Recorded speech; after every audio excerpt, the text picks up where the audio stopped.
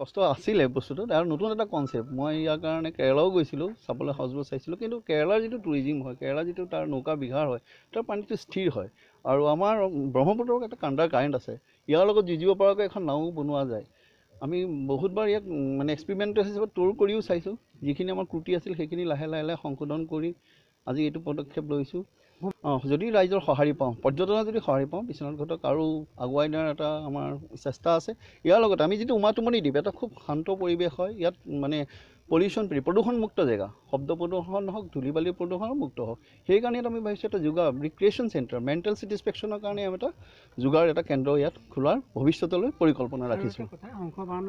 তাত থকা মেলাৰ সম্পূৰ্ণ সুবিধা আছে আৰু তাতে পেকেজ ছিষ্টেমত ৰাতিৰ আহাৰো দিয়া হ'ব দিনৰ আহাৰো দিয়া হ'ব আৰু তাত আপোনাৰ বাতানুকূলন এচি যিটো হয় এচি আছে জৈৱিক টয়লেট আছে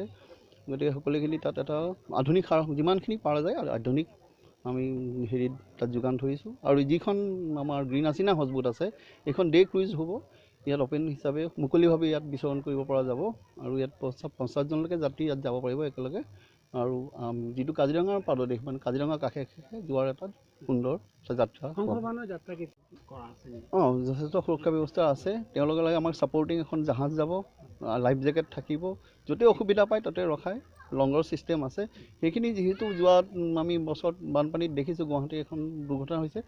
জুলাই মাহত তাৰ পৰা আমি বেছি ইয়াৰ কথা সচেতন হৈছোঁ আৰু সেইধৰণে মানুহক সেইটো কাৰণ মানুহক যিহেতু আমি পৰ্যটক দিম সেইখিনি আমাৰ ছিকিউৰিটি প্ৰভিজন থাকিবই মানুহৰ যাত্ৰাটো এনেধৰণৰ হয় তাত মানুহে বুকিং কৰিব লাগিব কাৰণ সেইখন আৰম্ভ কৰা মানে এখন মানে খৰচবহুল ব্যয়বহুল এটা যাত্ৰা হয়